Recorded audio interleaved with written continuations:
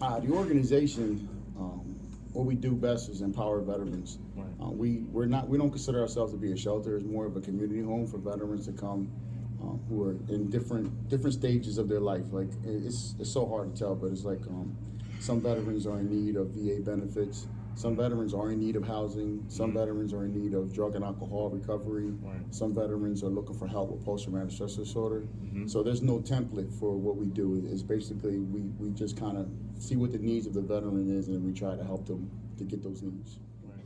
Executive directors and every nonprofit, especially small nonprofits, are expected to do everything. Mm-hmm. We do everything. I pay all the bills of the organization. I pay Right. all the salaries in this organization. I negotiate contracts for the organization. Mm-hmm. We're always trying to find grants. We write all the grants for the organization, unless you're fortunate enough to have someone to write grants for you. If I have to do sometimes plumbing work, we do plumbing. Just recently, we put up a block wall and did some landscaping, and I was out there doing it as well. Right. You're expected to wear multiple hats for the organization, and most EDs and in small nonprofits do that. It's not just like one job where you're involved in. You're pretty much everything because you work for a board of directors. In 2007. 4 individuals saw that there was a need for, at the time, homeless shelter in the city of Philadelphia. They're focused on veterans and veterans issues. So they established the organization in 2007. Prior to that, the building was called the Greaser House, which was a boarding home. Okay. And they decided to go the direction of providing services to veterans. Veterans are the best community networkers in the world. Right. If something is really going good, if there's an organization or agency out there that's doing good for veterans, other veterans will tell.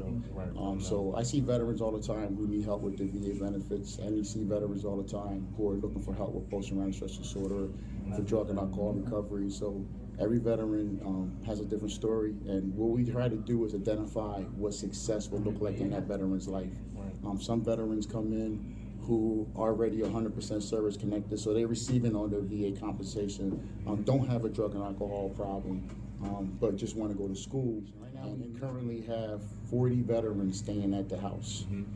Of the 40, I would say 20 are in the 55 and year old plus category. Right.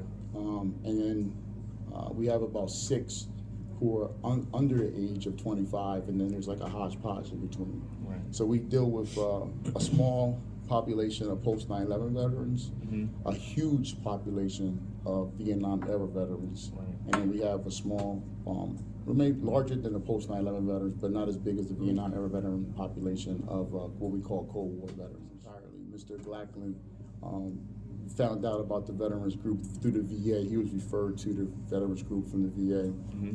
At the time, he was undernourished, extreme alcohol dependency, just came out of detox at the VA, was close to death when he came to the organization because of all the things to withdraw from, alcohol is one of the toughest. Right. So the time he spent going through withdrawals at the intake at the VA Philadelphia, it was tough for him. Let's put it that way. Plus, he's up in age. He's plus 55, Vietnam era veteran. He's dealing with other health issues. So you couple that with trying to go through what he just went through. So he was in really bad shape. Wasn't receiving any money from the VA. There was a problem with a lot of his paperwork. So he was a veteran who was suffering from Agent Orange. He was exposed to Agent Orange when he was in Vietnam.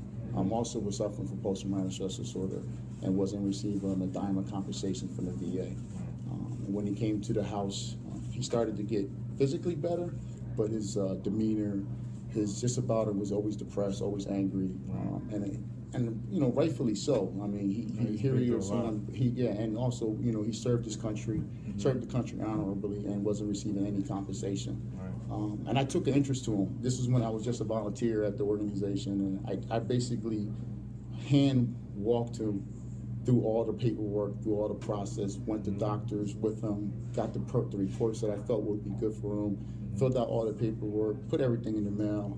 He wasn't, and to be honest with you, he wasn't really like He didn't think it was going to happen. He just, I guess because he's been told no so many times or denied so many times, he just kind of went through the process. But really, I think he was kind of just going through the numbers because he really didn't believe it was going to happen. And then we received a letter 9 months later that he was approved for his first 50% service connection, which he was ecstatic. His whole demeanor changed, his health changed, everything started to change. He started decorating the house around the holidays. He just became like this really nice guy that everyone wanted to be around. And then now, of recent, we got him up to 100% service connected. So yeah, he's kind of on cloud nine. So the majority of the gentlemen who live in our house have experienced some type of trauma. Not necessarily combat trauma, but if you're homeless, if you're involved with drug and alcohol, it's just some type of trauma. So we have a board certified psychologist who comes twice a week and actually does one-on-one counseling with the individuals and group sessions with them. And what I have seen since it's been about 6 months since he started doing this, and what I've seen is that conflict is resolved a lot easier than before, where guys would be a little bit more hostile. Because one of the things that we talk about is conflict resolution. When you have 40 people living in a 41-bed facility, there's going to be some conflict. But since Dr. Cohen's been coming in and doing the group sessions and individual sessions, what I've noticed is that guys tend to handle it a lot better than they used to. They communicate it when there's an individual who's not following the rules, as opposed to allowing it to fester and become a problem. So yeah, I think that the post-traumatic stress disorder therapy is kind of encompassing of everything. It's really helping the entire group. But I just started looking at it as just like I was taught, one target at a time, one class at a time, one course at a time, one assignment at a time, and then before you know it, I'm 5 classes away from graduating, and I'm applying to a master's program, got accepted, so it just takes time. When you look at it from the front end, it looks like forever, but when you look behind you, it's like, man, that was only a year and a half. Wow, I knocked that out fast. So,